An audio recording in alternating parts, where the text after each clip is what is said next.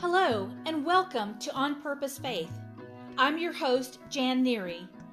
I really hope you enjoy this episode as we journey together on this faith walk. I have a special favor to ask, though. Would you consider promoting and sharing my podcast and checking out the advertised products? I'd really appreciate that. In just a few seconds, this episode will start, so be sure to listen all the way to the end to learn how to connect with me further. I really appreciate you a lot. Thank you so much for listening.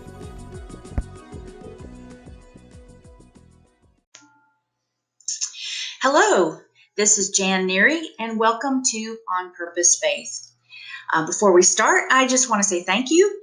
You are the reason I'm putting these podcasts out. I have allowed periodic promotions to encourage your support because I receive no other income from these episodes. So, if I've made a difference to you, I'd invite you to click on the advertiser links because doing that will help me cover some of my costs and keep me being able to do more episodes like this one. And I think it's going to be a real treat today because I have with me my guest, Laurel Buening.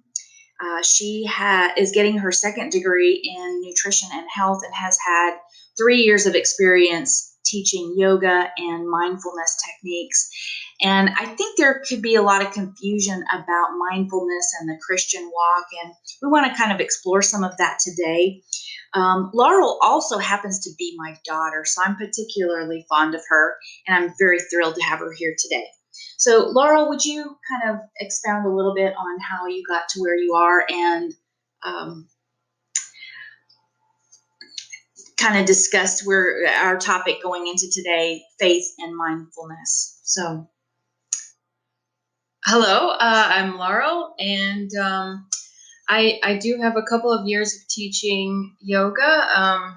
I have about 12 years experience actually practicing yoga, and it was a long, kind of bumpy journey, and it was very difficult in the morning, in the beginning, to get my practice started, and so I really came to it from kind of a struggle sort of perspective, and it's helped me a lot with stress and being able to manage all the different things in my life, moving around a lot because of the military, and just pursuing a second degree and also having a career on top of that just made it kind of difficult. So I really wanted to become a teacher to share these techniques that I've learned with friends, family, and really in the military community is where I teach the most and where I feel like my services are most valuable.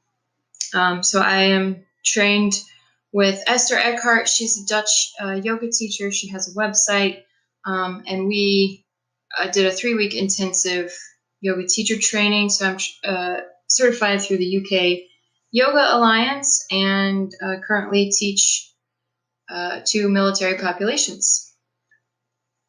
that's really awesome, an awesome little introduction to what Laurel's been doing.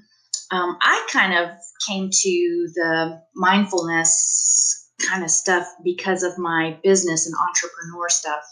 And being a Christian, a lot of this stuff has been kind of taboo.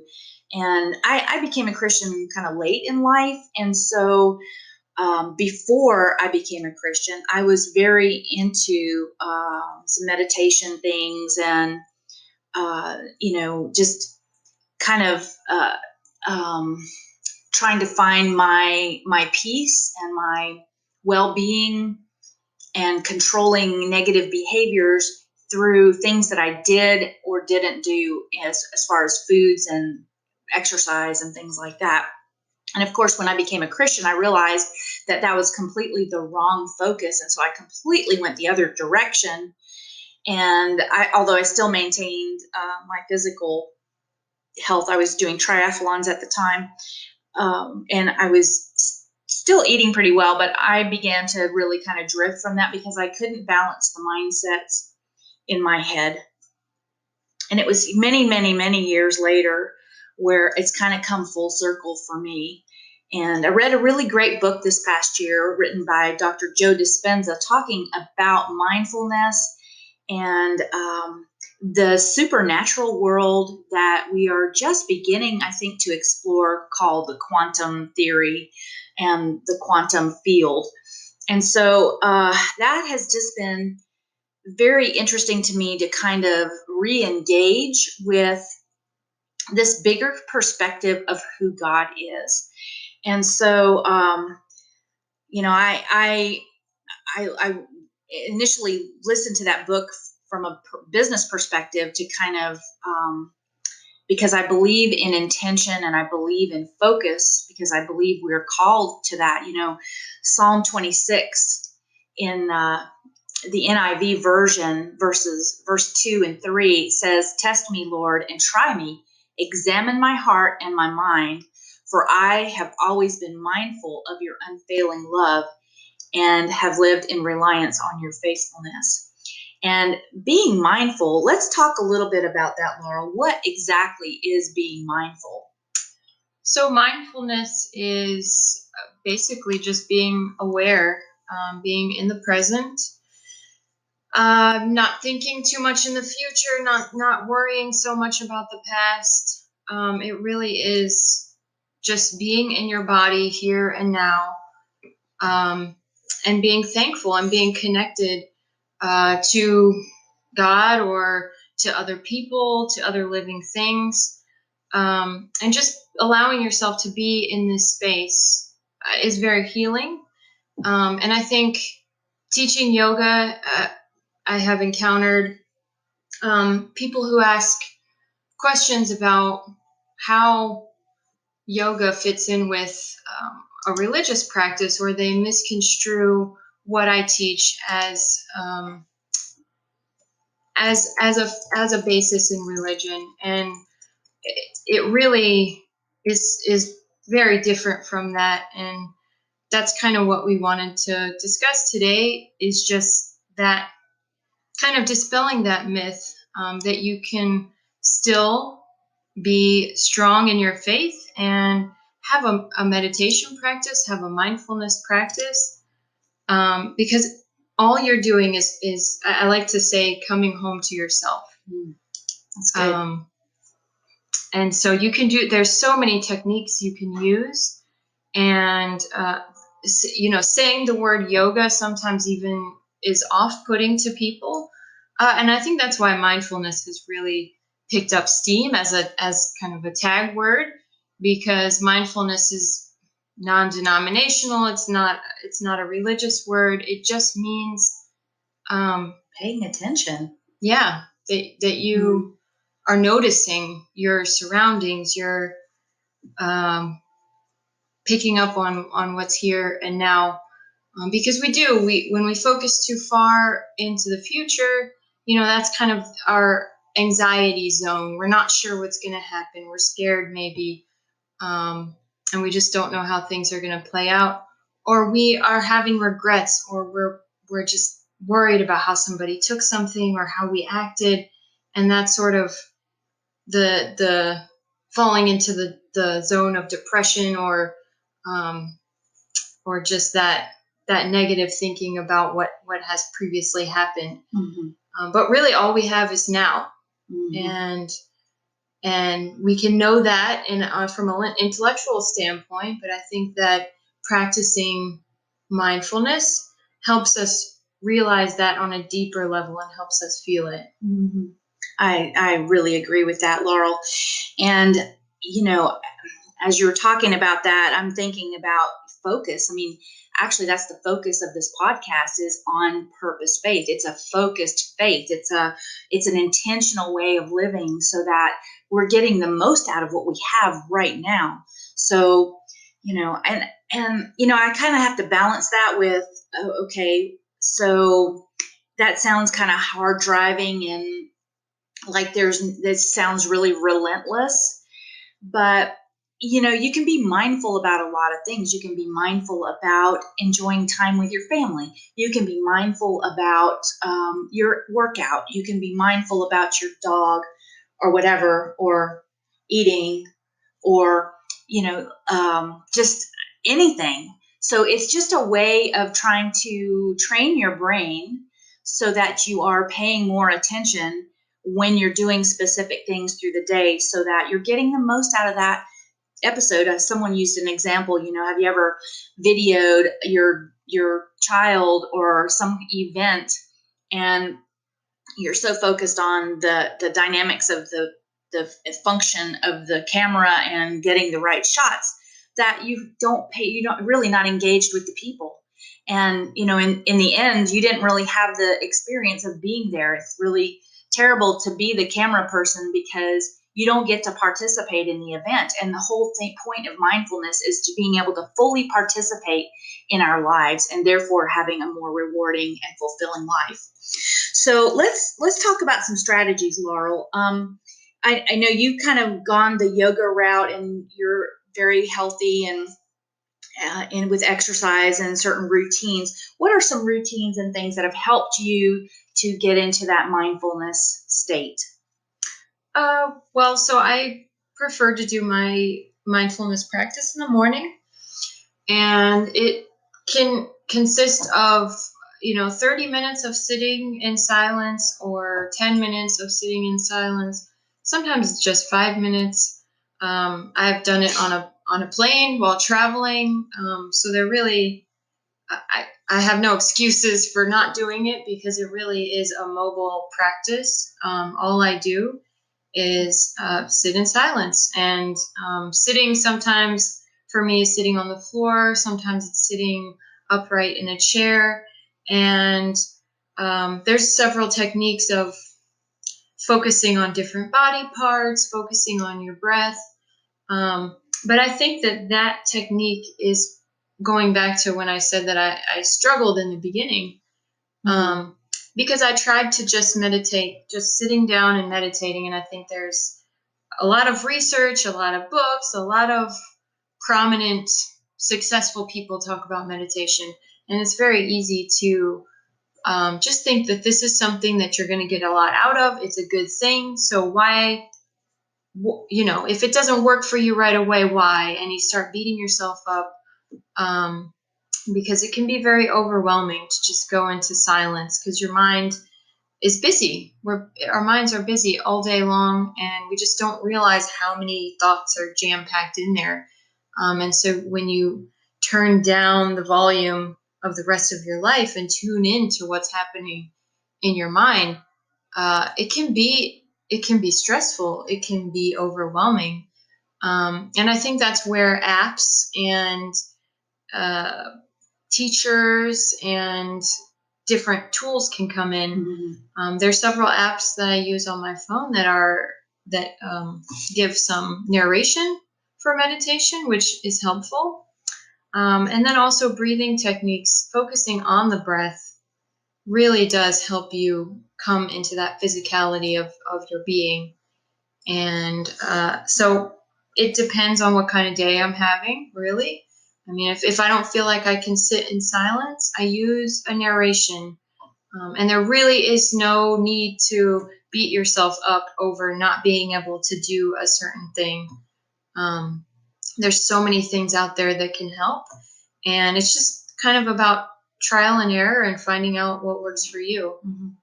Yeah, I love that, Laurel. And I think, let me just try to help connect some of the dots for people.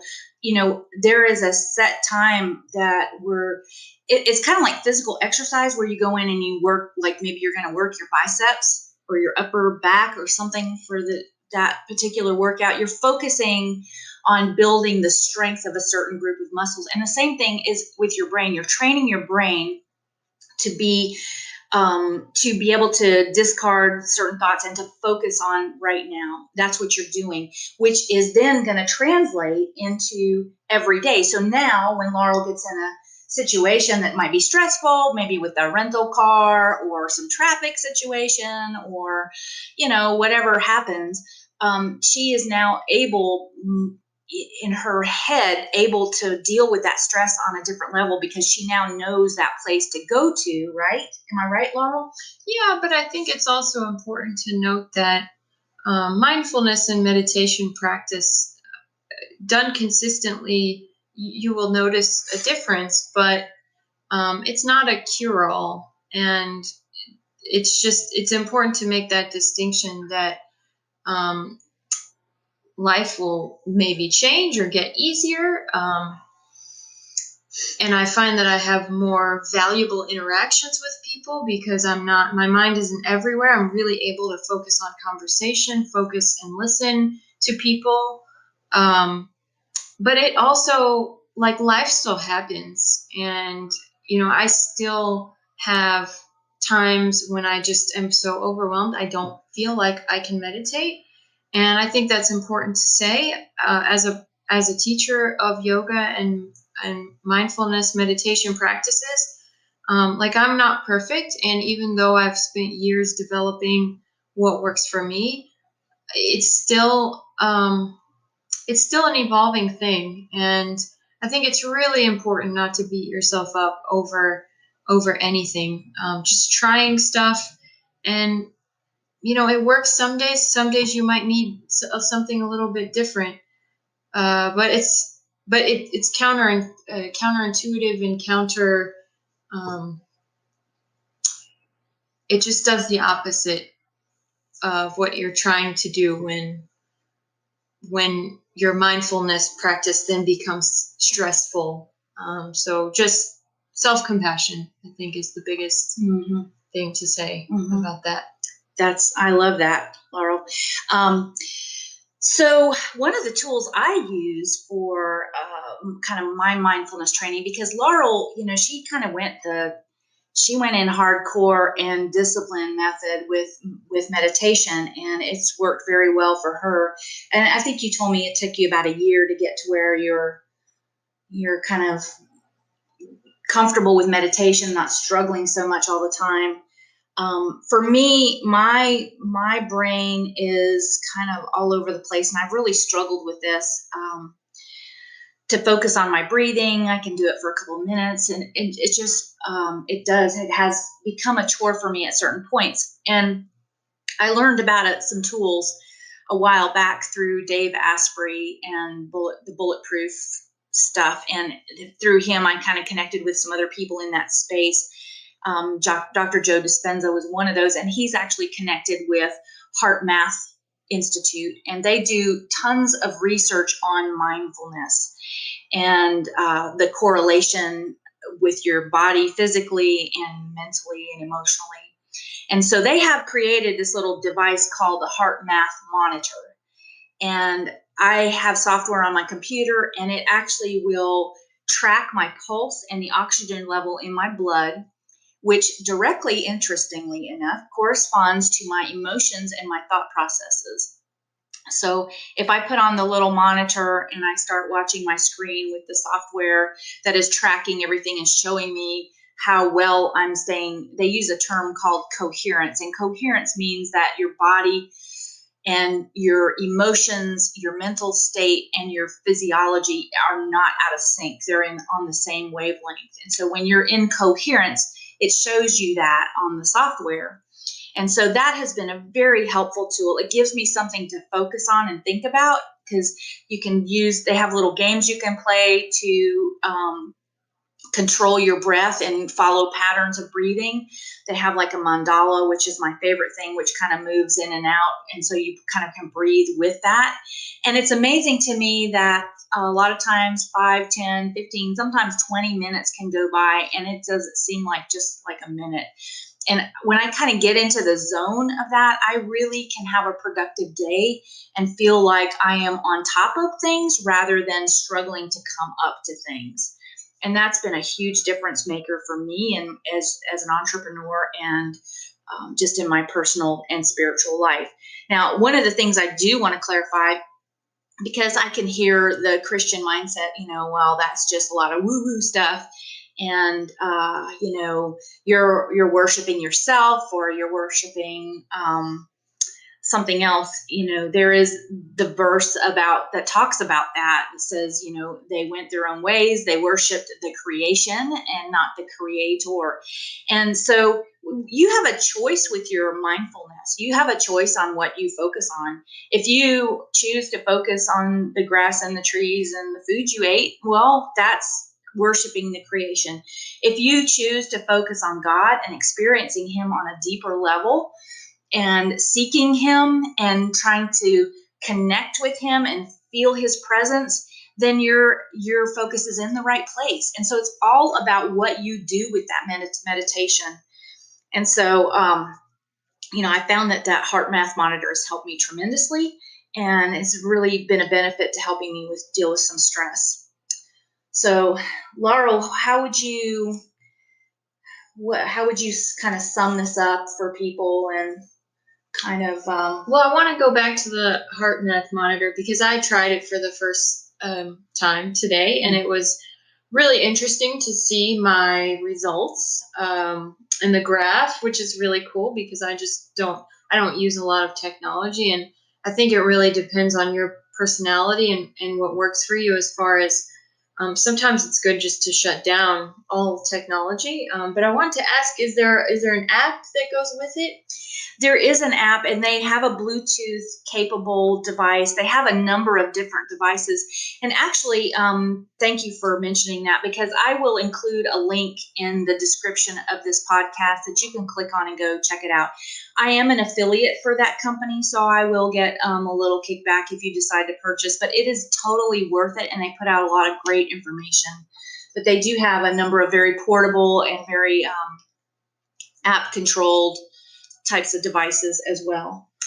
I think that if you wanted to try something that's free first to see if you like it, there's a lot of different apps for just basic breathing stuff. I use paced breathing and autogenic training, and you can just set it to tell you when to breathe.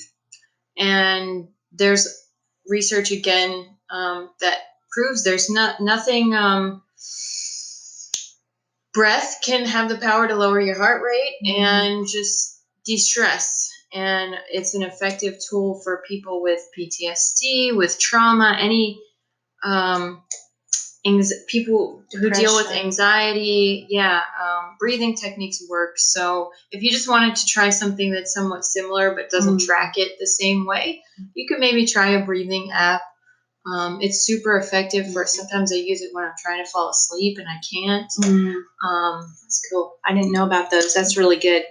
But yeah, and really it is a trial and error, and don't give up if you've tried a mindfulness app and it just doesn't sit right with you. Sometimes I listen to meditation narration, and whatever it is about the cadence of maybe they're talking a little bit too much and I wanted a little more pause. Maybe their voice is a little bit too high pitched. Like, you really have to find what works for you. And I stress that so much because it's easy just to throw in the towel and say this isn't for me. And there's so many different ways. Like, so my husband is a motorcycle rider, and we have had many conversations about his version of mindfulness versus mine. And his mindfulness time is on his motorcycle. He is totally present. And you can't be distracted while you're on a motorcycle. It's life or death, but he really gets in the zone, and there's a difference. If he drives to work versus taking his bike, I notice a difference in how he talks, how he acts. So it really is wide open to how this practice can take shape in your life. That's really great. Laurel, if people are interested in talking with you more and kind of engaging with you more, how can they get in touch with you? I have a Facebook page. Laurel K Yoga is my new Facebook page. And that's Laurel K C-A-Y. So C-A-Y, yes. Laurel-C-A-Y. Yes. Yoga.com. No, yoga. Facebook page. Yeah. Right. So just shoot me a message on there if you have any concerns, questions, if you need recommendations, or you just simply want to talk about your struggles with meditation or mindfulness, because I promise you I've been there, and I almost gave up on it for the longest time because it just was so frustrating to me sitting there. And I just kept telling myself, I have to clear my mind. I have to be blank. And that is so not the case. Having a focus is really good. And if that is your practice of using mindfulness as a faith-based practice, then they can both marry, and you can really use that to pray and to feel closer to God. And I truly believe that too. As far as when I'm meditating, I really feel close to a universal consciousness, which is how I define God. And I feel like that's the best way that I can be attached to it. And it really has had a lot of power in my life as far as, like I was saying, my interactions with people. I feel like I'm more open to people, and I'm less judgmental too. Yeah. She's amazing. I am so blessed to have her here. She and Brad have been visiting over the New Year, kind of pre-New Year from Germany, where they're stationed. And so it's just been a tremendous blessing to me to have her here today, and that she was willing to share her expertise and insights on mindfulness and faith. And so with that, we're going to close and just want to remind you that there are several ways that you can respond to this podcast. And one of those ways is to comment. Please comment. We don't know what you're thinking or what you need unless you kind of share with us your story or your experience or questions or whatever. So please contact us. Please comment. You can also like or subscribe and share. We want to get this message out. And so the more you can help us do that, the better it is. You might know somebody that could benefit from this podcast, so please share it with them. And then also, please consider becoming a supporting listener. It takes time and resources to put out this podcast. And so just a few dollars, if every listener would participate in that, it would really tremendously help ensure that we can continue making and keep making better podcasts and bringing you better content. So you can donate or sign up to be a sponsor by clicking the link also in this podcast description. So thank you in advance for that. I'm Jan Neary. My guest has been Laurel Buening, and thank you for listening to On Purpose Faith.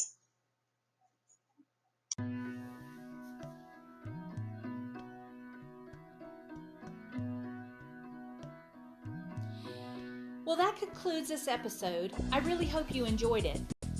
If this episode spoke to you, there are 3 things you can do. Number 1, comment. Your comments help me to know you better and what is relevant to you. Do you have a similar or different experience than mine? I'd love to hear about it. Number 2, I want to get my podcast out there to share with more people. So please like, subscribe, and share. My whole goal is to help people like you. So when you like, subscribe, and share, it makes that possible. Number 3, consider becoming a supporting listener. It takes time and resources to put out this podcast, so just a few dollars each month collectively from each listener can make sure that I continue walking alongside you and others with this podcast. You can donate by clicking the link in this podcast description. Thank you in advance. I'm Jan Neary, and thank you for listening to On Purpose Faith.